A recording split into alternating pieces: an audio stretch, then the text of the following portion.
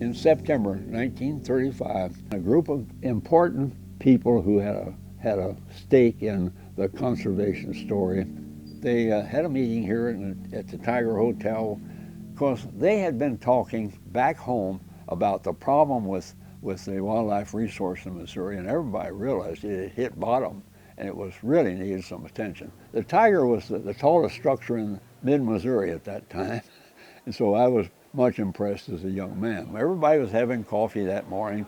They had paper tablecloths on all the tables. There was a great group of people there. They came from all aspects of the natural world out there. They were foresters, there were wildlife people, there were hunting partners, there were duck hunters, there were all the other interested people about what was going to happen to the wildlife resource in Missouri. It was evident quite early that Easton Stevens, out of all the bunch that had been pulled together, was the leader, but he knew everybody. He was a Harvard-trained man. He was a friend of FDR's. And the word with him was take the whole thing out of politics. That doesn't mean they weren't a part of the state budget, a part of the state operations, but they would not have interference politically for their program.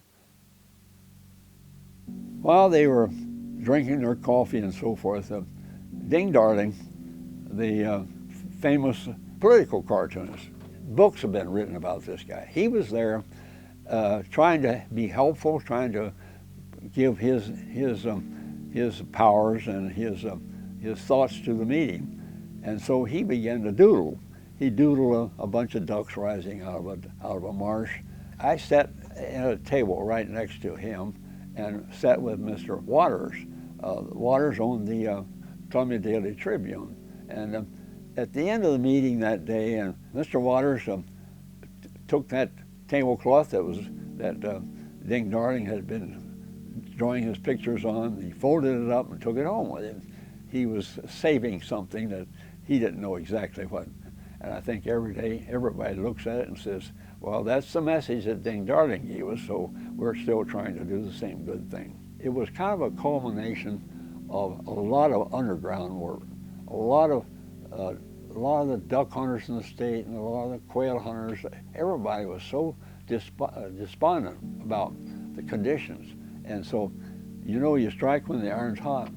So the iron was hot. The people understood the problem, at least that group understood the problem. Now was the thing for them to do was to have an organization that could carry the ball.